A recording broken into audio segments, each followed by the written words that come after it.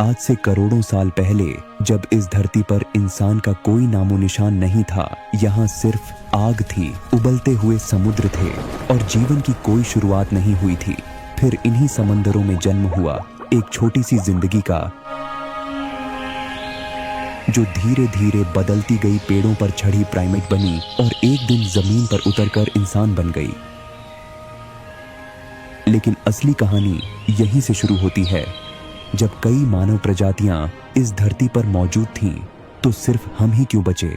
कैसे एक भटकता इंसान पहली बार रुका और खेती करने लगा और आगे चलकर सिंधु घाटी जैसी उन्नत सभ्यता का नींव रखा? आखिर यह पूरा सफर कैसे हुआ, यही हम आज इस वीडियो में जानेंगे।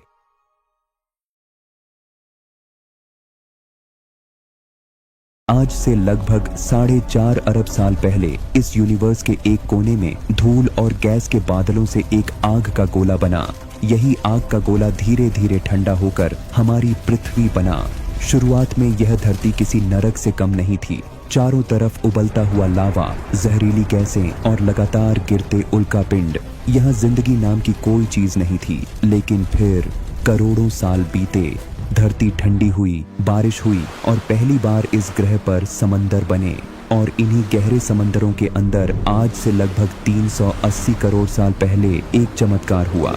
पानी में घुले केमिकल्स ने आपस में मिलकर एक ऐसी चीज बनाई जो पहली बार जिंदा थी। यह थी पहली सिंगल सेल, एक ऐसा छोटा सा जीव जिसे आप आंखों से देख भी नहीं सकते थे।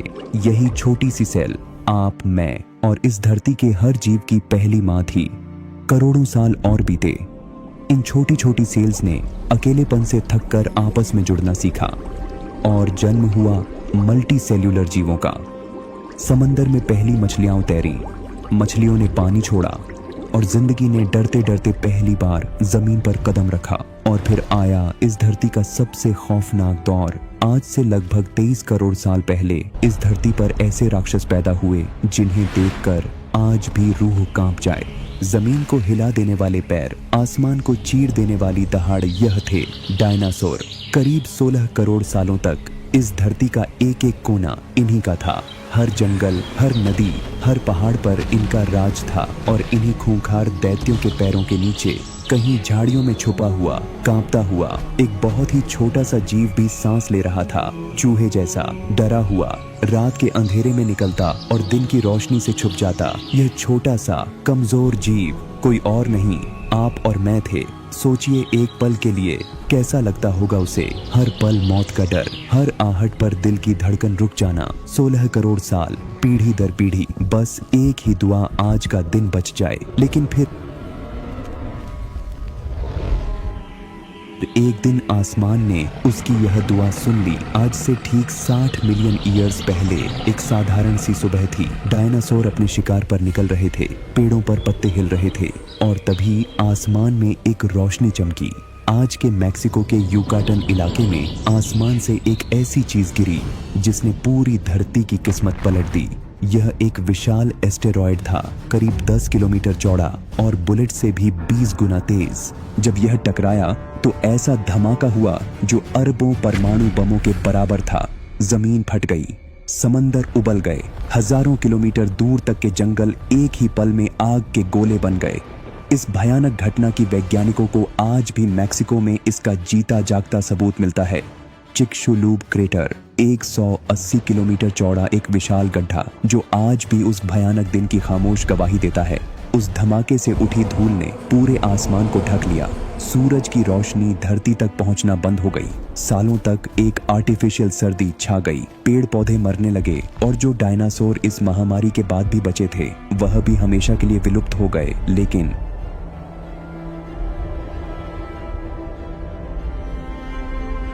इस तबाही में भी वो छोटा सा चूहे जैसा जीव बच गया।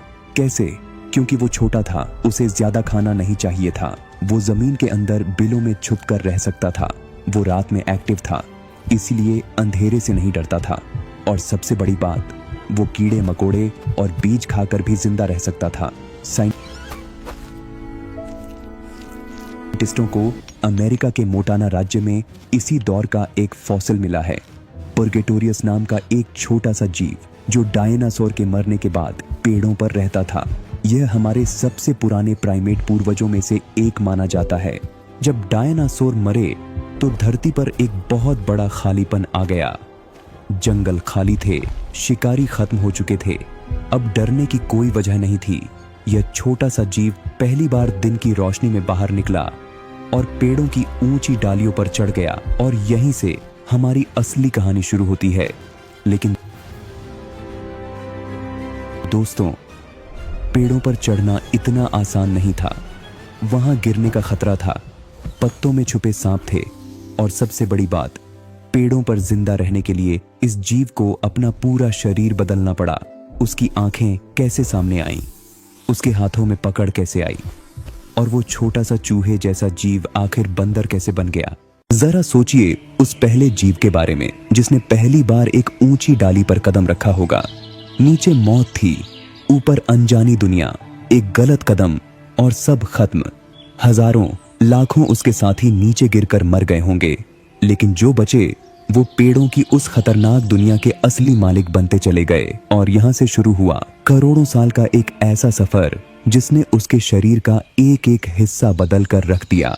आज से लगभग 55 मिलियन ईयर्स पहले इस छोटे से जीव में एक जादू होना शुरू हुआ। पेड़ों की ऊंचाई पर जिंदा रहने के लिए उसे दूरी का सही अंदाजा लगाना जरूरी था, और इसी मजबूरी ने इवोल्यूशन का सबसे बड़ा चमत्कार हुआ। उसकी आंखें जो पहले उसके सिर के दोनों तरफ थीं, जैसे आज किसी चूहे या गिलहरी की होती हैं, वो धीरे धीरे सामने की तरफ आने लगीं। पहली बार कोई जीव दुनिया को 3D में देख पा रहा था। अब वो सटीक अंदाजा लगा सकता था कि अगली डाली कितनी दूर है, कौन सा फल कितनी दूरी पर लटका है। यही 3D विजन आज भी आपकी आंखों में जिंदा है दोस्तों। जब आप अपने मोबाइल की स्क्रीन पर यह वीडियो देख रहे हैं तो यह उसी करोड़ों साल पुराने तोहफे की वजह से है जो आपको उस डरे हुए जीव से विरासत में मिला है। लेकिन सिर्फ आंखें काफी नहीं थीं। पेड़ों पर पकड़ बनाने के लिए उसे अपने पंजे भी बदलने पड़े। नुकीले नाखूनों की जगह चपटे नाखून आए। यह वो पल था जब इस जीव के हाथ पहली बार बने। वही हाथ जो आगे चलकर आग जलाएंगे, औजार बनाएंगे, पिरामिड खड़े करेंगे और एक दिन चांद को छू लेंगे। समय आगे बढ़ा। आज से लगभग 35 मिलियन ईयर्स पहले इन जीवों की जिंदगी और भी दिलचस्प हो गई। अब यह अकेले नहीं रहते थे। इन्होंने छोटे छोटे झुंडों में रहना सीख लिया था। साथ में खाना ढूंढना, साथ में सोना, और सबसे जरूरी, एक दूसरे को खतरे से बचाना। ये झुंड ही इनका परिवार थे। फिर आया एक और बड़ा मोड़ इवोल्यूशन के क्रम में। आज से ठीक 25 ईयर्स साल पहले इस परिवार में एक बहुत बड़ा बांटवारा हुआ। कुछ जीवों ने हल्के शरीर और लंबी पूंछ के साथ पेड़ों की सबसे ऊपरी डालियों पर छलांगे मारना चुना। यह बने मंकीज, यानी आज के बंदर। लेकिन कुछ दूसरे जीव थे जिन्होंने एक अलग रास्ता चुना। उनका शरीर भारी होने लगा, उनकी पूंछ धीरे धीरे गायब हो गई और उनका दिमाग पहले से कहीं ज्यादा बड़ा होने लगा। यह थे एप्स, यानी हमारे सबसे करीबी पूर्वज। इनकी जिंदगी बंदरों से अलग थी। इनके झुंड में रिश्ते बनते थे। कौन किसका दोस्त है, कौन दुश्मन है, किस पर भरोसा करना है, यह सब याद रखना पड़ता था। अब इवोल्यूशन के क्रम में करोड़ों साल से 70 लाख ईयर्स पहले पहुंचते हैं, जब अफ्रीका के घने जंगलों में एक आखिरी और सबसे बड़ा बंटवारा हुआ। और दूसरी शाखा वो हम थे। जी हां दोस्तों, आज भी साइंटिस्ट कहते हैं कि हमारे डीएनए का लगभग 98% हिस्सा चिंपांजी से मिलता है। यानी 70 लाख साल पहले एक ही मां के 2 बच्चे थे। एक पेड़ों पर रह गया और दूसरा एक ऐसे सफर पर निकल पड़ा जिसका अंत आज आप और मैं हैं। लेकिन फिर सब बदल गया। जंगल खत्म होने लगे और उसके पास सिर्फ 2 रास्ते थे, मरना या जमीन पर उतरना। उसने क्या चुना, और क्या उसी पल इंसान पैदा हुआ? आज से लगभग 6 मिलियन ईयर्स पहले की बात है। वो विशाल पेड़ जिनकी डालियों पर हमारे पूर्वज पीढ़ियों से झूलते आए थे, एक एक करके सूखने लगे। जंगल पतले होते गए और उनकी जगह दूर दूर तक फैले खुले घास के मैदान, सवाना, ने ले ली। यह उस जीव के लिए किसी कयामत से कम नहीं था। जरा सोचिए उस मां के बारे में जो अपने छोटे से बच्चे को सीने से लगाए आखिरी बचे हुए पेड़ पर बैठी है। नीचे खुला मैदान है जहां खूंखार शेर चीते घूम रहे हैं। ऊपर अब खाने को कुछ नहीं बचा। पेड़ का आखिरी फल भी कल खत्म हो गया था। उसके पास सिर्फ 2 रास्ते थे, यहीं भूख से तड़प कर मर जाए या फिर हिम्मत करके नीचे उतरे। और उस दिन इतिहास में पहली बार हमारे पूर्वजों ने पेड़ छोड़ दिया, लेकिन जमीन पर उतरना मौत को दावत देने जैसे था। यहाँ वो छुप नहीं सकते थे, यहाँ वो पेड़ों की तरह तेजी से भाग नहीं सकते थे। ऊंची घास में कहीं भी कोई शिकारी छुपा हो सकता था, और इस जीव ने कुछ ऐसा किया जो इस धरती पर आज तक किसी जीव ने नहीं किया था। उसने अपने 2 पिछले पैरों पर सीधा खड़ा होना सीख लिया। क्यों? क्योंकि ऊंची घास में चारों पैरों पर चलते हुए उसे कुछ दिखाई नहीं देता था, लेकिन जब वो सीधा खड़ा होता तो दूर तक देख सकता था। किसी शेर के आने से पहले ही वो उसे भांप लेता। सूरज की तेज गर्मी सीधे उसकी पीठ पर नहीं पड़ती थी, और सबसे बड़ी बात, उसके दोनों हाथ पहली बार आजाद हो गए। वो हाथ जो करोड़ों सालों से सिर्फ पेड़ों की डाली पकड़ने के काम आते थे, अब वो अपने बच्चे को उठा सकते थे, खाना पकड़ सकते थे, और एक दिन पत्थर भी उठा सकते थे। यह जीव था ऑस्ट्रेलोपिथेक्स। यह कोई कहानी नहीं है दोस्तों, इसका जीता जागता सबूत भी है। 1974 में अफ्रीका के इथियोपिया के हदार इलाके में वैज्ञानिक डोनाल्ड जोहानसन खुदाई कर रहे थे। तभी उन्हें मिट्टी में कुछ हड्डियां मिली। ध्यान से देखने पर पता चला कि यह 32 लाख साल पुरानी एक मादा का कंकाल था, जिसका लगभग 40% हिस्सा सलामत था। यह अब तक का सबसे पूरा और सबसे पुराना मानव पूर्वज का कंकाल था, और तभी उसका नाम रखा गया लुसी। लुसी की हड्डियों ने वो राज खोला जो इंसानी इतिहास बदलने वाला था। उसके कूल्हे की हड्डी और उसके पैरों की बनावट साफ साफ बता रही थी। यह जीव 2 पैरों पर सीधा चलता था, और तंजानिया के लाइतोली नाम की जगह पर वैज्ञानिकों को एक और चीज मिली जो किसी को भी रुला सकती है। आज से करीब 36 लाख साल पहले गीली ज्वालामुखी राख पर 2 ऑस्ट्रेलोपिथेक्स चल रहे थे। शायद एक माँ और उसका बच्चा। उनके कदम उस राख में छप गए, और जब वो पत्थर बनी तो वो निशान हमेशा के लिए अमर हो गए। आज भी वैज्ञानिक इन लेटोली फुटप्रिंट्स को देखकर हैरान होते हैं, क्योंकि वो बिल्कुल हमारे जैसे हैं। लेकिन असली सवाल, वो कहां जा रहे थे, किससे भाग रहे थे, या क्या ढूंढ रहे थे, हम कभी नहीं जान पाएंगे। लूसी और उसके साथी भले ही अब भी इंसान नहीं थे, उनका दिमाग छोटा था, वो बोल नहीं सकते थे, उन्होंने अभी आग नहीं देखी थी, लेकिन उन्होंने वो एक काम कर दिया था जिसने बाकी सब कुछ मुमकिन बनाया। उन्होंने अपने हाथ आजाद कर दिए थे। लेकिन दोस्तों, सिर्फ खड़ा होना काफी नहीं था। सवाना के उस खुले मैदान में लूसी और उसके बच्चे अब भी हर रोज मौत के साए में जीते थे। उनके पास न तेज नाखून थे, न बड़े दांत, तो फिर वो इतने कमजोर जीव इस खूंखार दुनिया में जिंदा कैसे रहे? वो पल कब आया जब इन्हीं आजाद हाथों ने पहली बार जमीन से एक पत्थर उठाया और उसे एक हथियार में बदल दिया। मरने के बाद भी उसके बच्चे और उसके बच्चों के बच्चे उसी खुले सवाना में जिंदगी से जूझते रहे। लाखों साल बीत गए, पीढ़ी दर पीढ़ी यह कमजोर जीव हर रोज मौत से लड़ता। और फिर आज से लगभग 23 लाख साल पहले अफ्रीका की इसी मिट्टी पर एक ऐसा जीव जन्मा जिसने इतिहास का सबसे बड़ा काम कर दिखाया। उसका नाम था होमो हैबिलिस, यानी हाथ से काम करने वाला इंसान। वो बहुत बड़ा नहीं था, उसकी लंबाई अभी भी 4 फुट के आसपास थी। उसका दिमाग लूसी से थोड़ा ही बड़ा था, लेकिन उसके अंदर कुछ ऐसा था जो इस धरती पर पहले कभी नहीं था। वो सोच सकता था। एक दिन भूख से तड़पते हुए उसने जमीन पर पड़ा एक पत्थर उठाया, फिर दूसरा पत्थर उठाया, और पहली बार उसने एक पत्थर को दूसरे पत्थर से ठोककर तोड़ा। पत्थर के नुकीले टुकड़े उसके हाथ में आ गए। यह इस धरती का पहला आविष्कार था। उस दिन से पहले इस धरती पर हर जीव बस उतना ही खा सकता था जितना कुदरत ने उसे दिया था। लेकिन होमो अब वो उस नुकीले पत्थर से मरे हुए जानवरों की हड्डियां तोड़ सकता था, और उनके अंदर का वो पौष्टिक बोन मैरो खा सकता था जिस तक किसी और जानवर के दांत नहीं पहुंचते थे। पहली बार यह कमजोर जीव अपनी भूख पर जीत पा रहा था। इसका सबूत आज भी मौजूद है। तंजानिया के मशहूर ओल्डुवे गॉर्ज में वैज्ञानिकों को लाखों साल पुराने यही पत्थर के औजार मिले हैं। हर एक औजार उस पल की गवाही है जब किसी ने पहली बार सोचकर कुछ बनाया था। लेकिन होमो हैबिलिस तो बस शुरुआत था। समय आगे बढ़ा। आज से लगभग 18 लाख साल पहले अफ्रीका की उसी जमीन पर एक और जीव जन्मा। इसका शरीर पहले से बड़ा था। इसकी लंबाई लगभग 5 फुट 6 इंच थी। इसका दिमाग भी पहले से कहीं ज्यादा बड़ा हो चुका था। यह था होमो इरेक्टस, यानी सीधा खड़ा इंसान। और इस जीव ने वो कर दिखाया जिसने इंसानियत की पूरी कहानी ही बदल दी। एक रात की बात है। आसमान में घने काले बादल घिरे थे, तेज हवाएं चल रही थीं और तभी एक जोरदार बिजली आसमान से गिरी।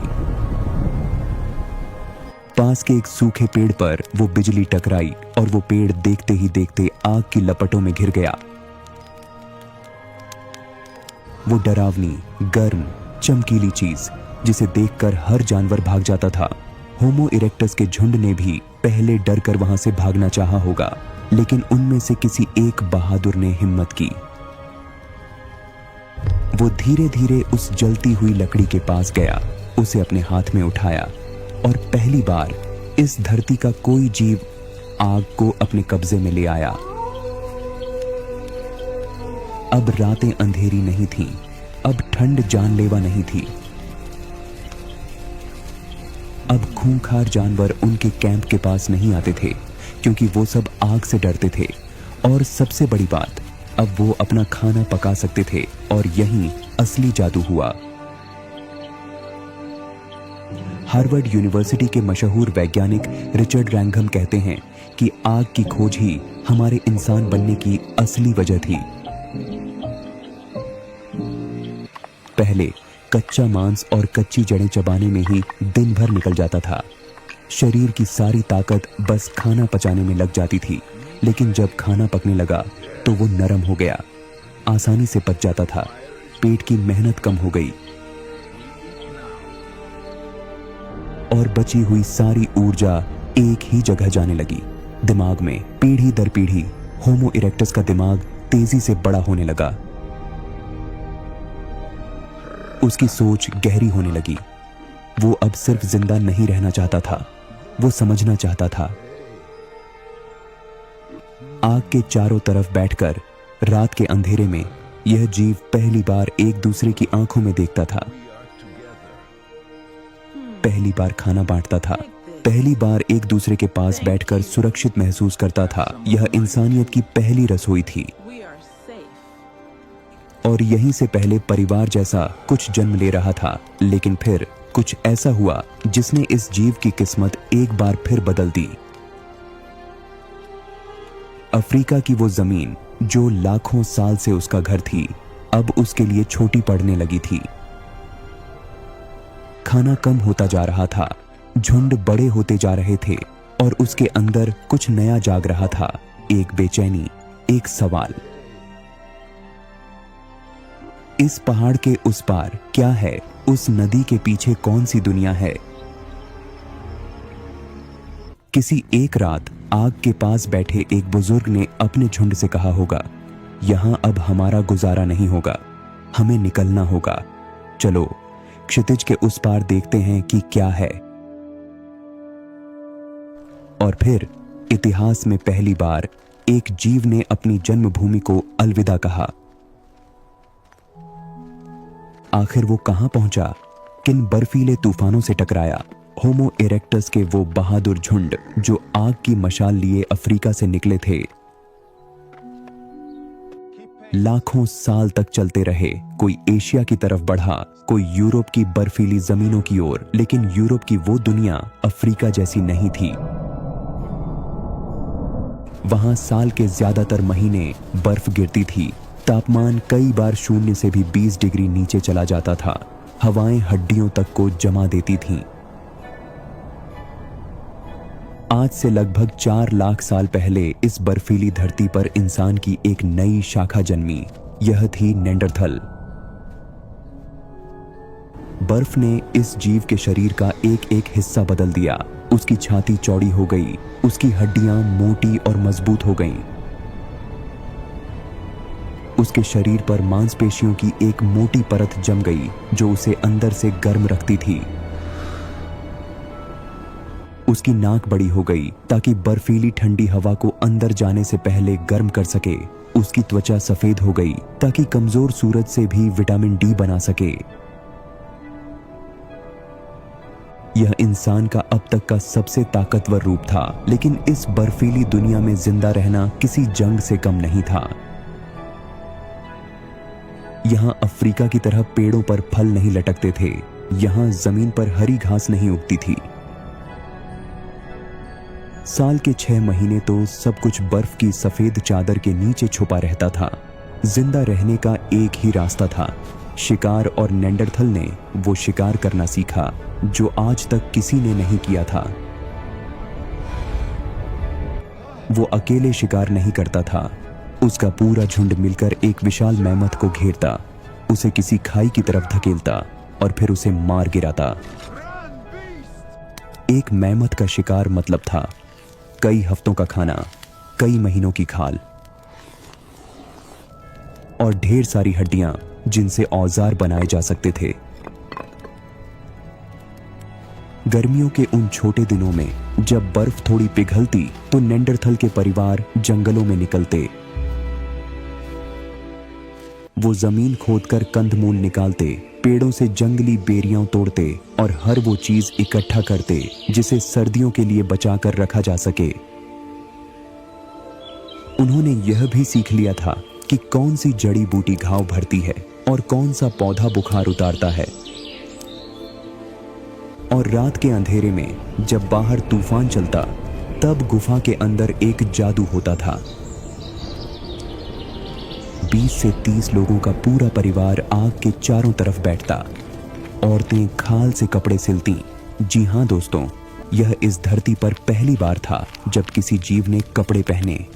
और यहीं इसी आग के उजाले में इंसान ने पहली बार एक नई चीज सीखी, एक दूसरे के लिए रुकना। यह अपनापन था। इसी अपनेपन की वजह से निएंडरथल लगभग 2 लाख साल तक यूरोप और एशिया की इस कठोर दुनिया में टिके रहे। लेकिन फिर आज से लगभग 40,000 साल पहले कुछ अजीब होने लगा। उनके झुंड धीरे धीरे छोटे होने लगे और एक दिन इस धरती से हमेशा के लिए मिट गया। आखिर क्यों? क्योंकि उसी द्वार में अफ्रीका की उसी पुरानी जमीन से एक नया जीव निकलकर यूरोप पहुंच रहा था। वो नेंडरथल जैसा ताकतवर नहीं था, उसका शरीर पतला था, उसकी हड्डियां कमजोर थीं। एक खुली लड़ाई में वो कभी नहीं जीत सकता था, लेकिन उसके दिमाग में एक ऐसा हथियार था जो किसी भाले से लाख गुना खतरनाक था। वो कौन था और उसका वो अदृश्य हथियार क्या था? आज से लगभग 3 लाख साल पहले अफ्रीका के जेबल इरहौद नाम की जगह पर, जो आज के मोरक्को में है, इस नए इंसान के सबसे पुराने कंकाल मिले हैं। उसका चेहरा हमारे जैसा था, उसके हाथ हमारे जैसे थे, उसकी आंखों में वही चमक थी जो आज आपकी आंखों में है। यह था होमो सेपियंस, यानी समझदार इंसान। लगभग 2.5 लाख साल तक यह जीव अफ्रीका के जंगलों में बस एक साधारण सी जिंदगी जीता रहा। न कोई बड़ा कारनामा, न कोई खास पहचान, बस शिकार, खाना, सोना और मर जाना। लेकिन फिर आज से लगभग 70,000 साल पहले इस जीव के दिमाग में कुछ ऐसा हुआ जिसने इस धरती की तकदीर हमेशा के लिए बदल दी। वैज्ञानिक इसे आज कॉग्निटिव रेवोल्यूशन कहते हैं। कोई नहीं जानता कि असल में क्या हुआ था। शायद उसके दिमाग में कोई जेनेटिक बदलाव हुआ, शायद उसके न्यूरॉन्स के बीच नए कनेक्शन बने। लेकिन किसी रात अफ्रीका की किसी आग के पास बैठे एक इंसान ने पहली बार कुछ ऐसा किया जो इस धरती पर पहले कभी नहीं हुआ था। उसने एक कहानी सुनाई।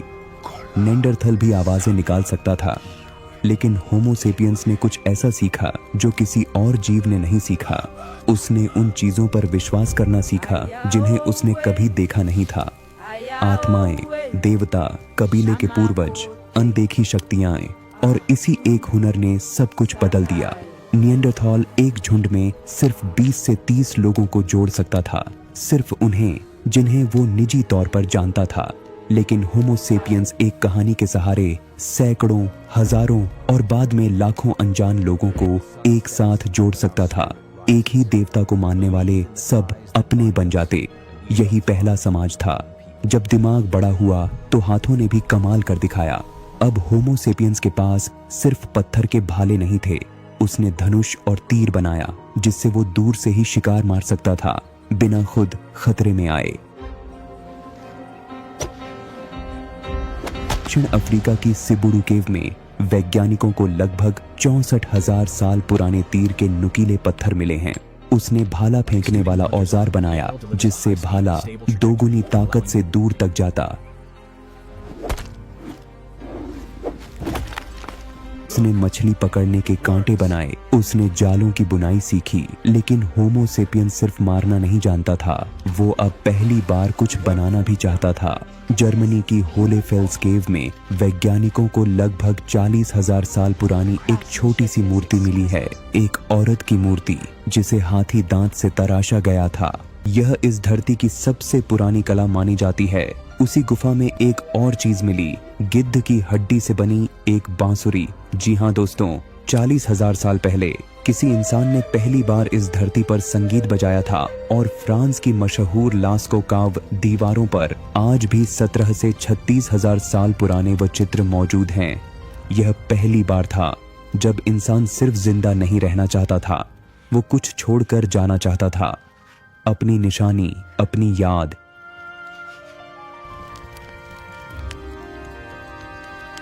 इसी कॉग्निटिव रिवॉल्यूशन की ताकत के साथ होमो सेपियंस अफ्रीका से बाहर निकला और जहां जहां वो गया वहां बाकी सभी मानव प्रजातियां पीछे हटती गईं। लगभग 40,000 साल पहले निएंडरथॉल्स हमेशा के लिए मिट गए। एशिया के डेनिसोवंस भी खत्म हो गए। इस धरती पर सिर्फ एक इंसान बच गया, हम। लेकिन एक दिलचस्प बात, होमो सेपियंस ने निएंडरथॉल्स के साथ मिलकर बच्चे भी पैदा किए थे और इसीलिए आज भी आपके और मेरे डीएनए में लगभग 2% निएंडरथॉल का हिस्सा जिंदा है। वो हजारों साल और बीत गए। होमो सेपियंस ने पूरी दुनिया घूम ली।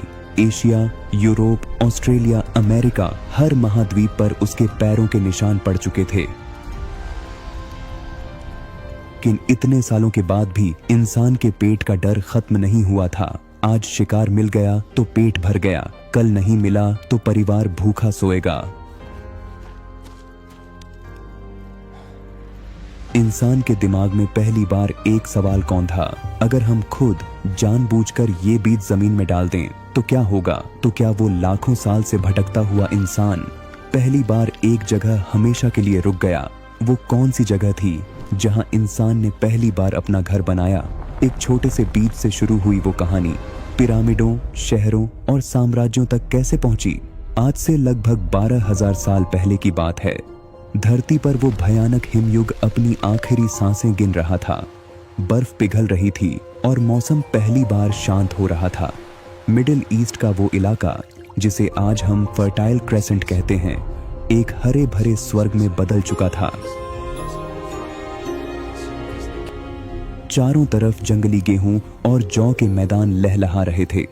उसने बीज उठाया, जमीन खोदी और पहली बार जानबूझकर उस बीज को मिट्टी में दबा दिया। यह कोई साधारण बात नहीं थी दोस्तों, यह इस धरती का सबसे बड़ा इनकलाब था। करोड़ों साल से जो इंसान प्रकृति के भरोसे जीता था, आज शिकार मिला तो खाया, नहीं मिला तो भूखा सोया। वो पहली बार अपना खाना खुद उगा रहा था।